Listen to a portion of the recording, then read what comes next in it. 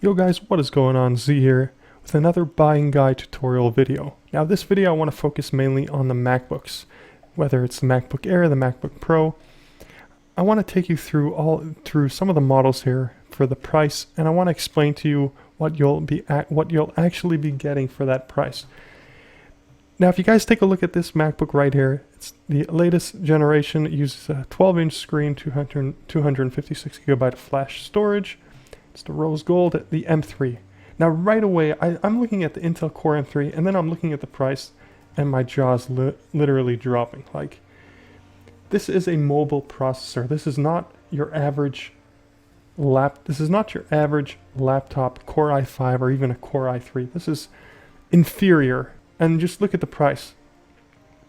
Like, if you guys are paying that much, $1,199, you're better off going for the MacBook Air, which is right here. This one right here.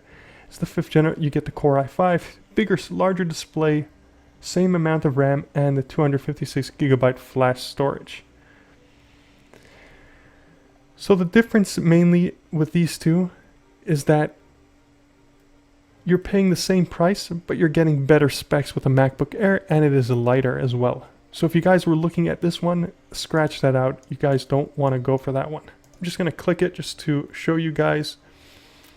Even if it does look more appealing to you, it's just not. You're basically just paying for the color and the smaller screen. But with the MacBook Airs, the 13.3-inch screen is it's a very practical size screen, especially for taking on the go, taking to college. Very light, very good. Now I'm going to click on that link just to show you guys. So you do have the larger capacity hard drive, and then you have all the colors there. But the fact that it is the same price as the MacBook Air, and you do get better specs with the MacBook Air, you want to go for the MacBook Air. So if you do see any MacBook with the Core M3, you want to sort of look the other way. So let's take a look at the regular MacBook Air. This one is for $999. So the specs here are as follows. You have the 8 gigabytes memory, which is very good. This is the RAM, as they call it. And the only thing that I can think of with this one is you do have quite a low amount of storage. It's 128 gigabytes of storage. So that is not a lot of space. If you do just use the MacBook Air for documents and stuff like that, and you don't plan on having a bunch of movies on there, then this would be the right size for you. But if you do plan on doing having a bunch of music on there and a bunch of movies and different types of media, tons of pictures, then you might want to opt in for the 256 gigabyte model.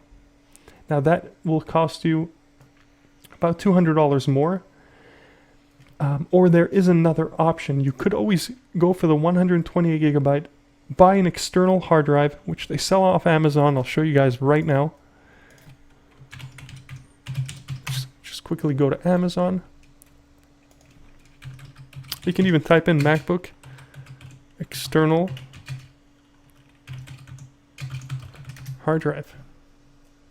And you can buy one of these, and anytime you need to store something, it'll even automatically, I know with the MacBook Air they have the automatic, I forget exactly what it is called, but they do have the automatic backup, which you can activate. So this would actually be a really good other option with pairing with the 128 gigabytes, because these days everybody needs an external hard drive. You know, everyone's always backing up their photos, backing up certain things. So this would be a really good idea, pairing the 13.3 inch with 128 gigabytes, 8 gigabytes of RAM. You don't want to go for the 4 gigabytes. That is a little bit low. It's not even giving me that option, which is good. I like the fact that it's keeping me with 8 gigabytes. So you guys want to pair that up with one of these, the Seagate Backup Plus, or even one of these. Any one of these will do just fine. That's even 2 terabytes. That's a lot of storage space. So you can always go for that, and that would be the perfect combo. That would be the perfect combination. So that is it for the MacBook Air. Now, if you guys are looking for something for taking on the go for video editing, and you will need a dedicated video card. Now I know the MacBook Air only has integrated. Integrated is the weaker option. So you're going to want to go with a MacBook Pro. I'm just going to back up here. Backing up. Now let's look at the Apple MacBook Pro with a Retina display. Let's look at the specs on this for a second. So we have the 13.3 inches. It does come with 512 gigabytes of storage space, which you will have a lot of space to store your videos, photos, music, and video editing if you do plan on doing video editing. Now you do have two speeds there. You have the 2.9 gigahertz and you have a 3.1 gigahertz. Honestly, you're not going to see so much of a difference between the 2.9 and 3.1. That's not such a huge difference, and you won't notice such a huge difference for that price. So let's see. So that's $799. That's $1,800 for the 2.9, and you have $2,000 for the. So that's $200 more just for the extra 200 megahertz. So that's 0.2 gigahertz.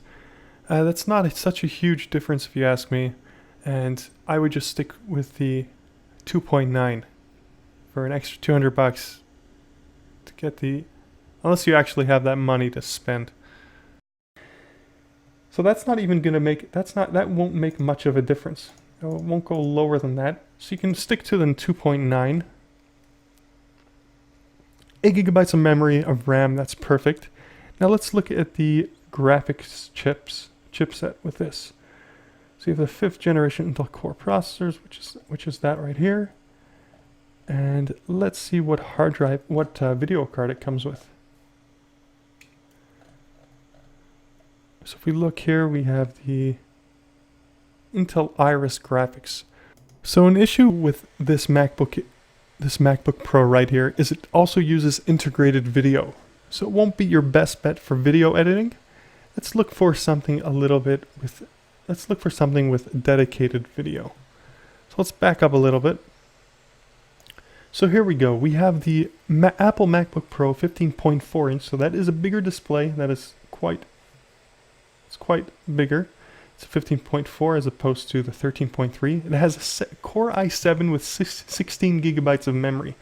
So this right now I can tell you would be your better bet for video editing and stuff like that. Now before I recommend this, I'm just going to look at the video card. Now you always want to make sure with the Core i7, that's a quad-core turbo boost with 6 megabytes of cache, which is the transfer, the amount that it could transfer at. So that pairs along with the speed of the processor. Now I don't want to make this too complicated, but you do have a higher resolution screen, which is amazing. And again, this unfortunately uses the Intel Iris Pro graphics, which is again integrated. So you will be bottlenecked right there. That is a bottleneck. Let's look for something with a little bit more. So the $2,500, it's about $2,500. Let's look at which video card they're offering with a $2,500 MacBook Pro. So again, I'm going to look down here. You always want to look down here at the specs and see what it actually has. So over here, I can tell AMD Radeon R9. So right now I know that that is a dedicated graphics card. So you will be able to do a bunch of video editing with this and you will not be disappointed. So this right here has 16 gigabytes of memory. That's a 2.5 gigahertz processor speed and 512 gigabytes. So if you were looking for video editing, this would be your MacBook. This would be the one that you would be looking for in a video editing machine on the go, for the go. This would be it. The other one that I did show you would it's mainly for media. If you're already going for something like that and you will be paying almost $2,000 for that, I would bump it up for an extra $500 and get a video editing machine, and among that you will be able to play video games as well. So you can see that is a pretty fast laptop right there. It has a nice resolution. It's almost a 2K resolution, or I guess that is considered a 2K resolution. You do have the Core i7 in there, quad core. You have 512 gigabytes of storage, 16 gigabytes of RAM again, And you do have the dedicated video card. That is the dedicated video card. So guys, that is going to be it for this video. I hope that this video did help you out in choosing your laptop.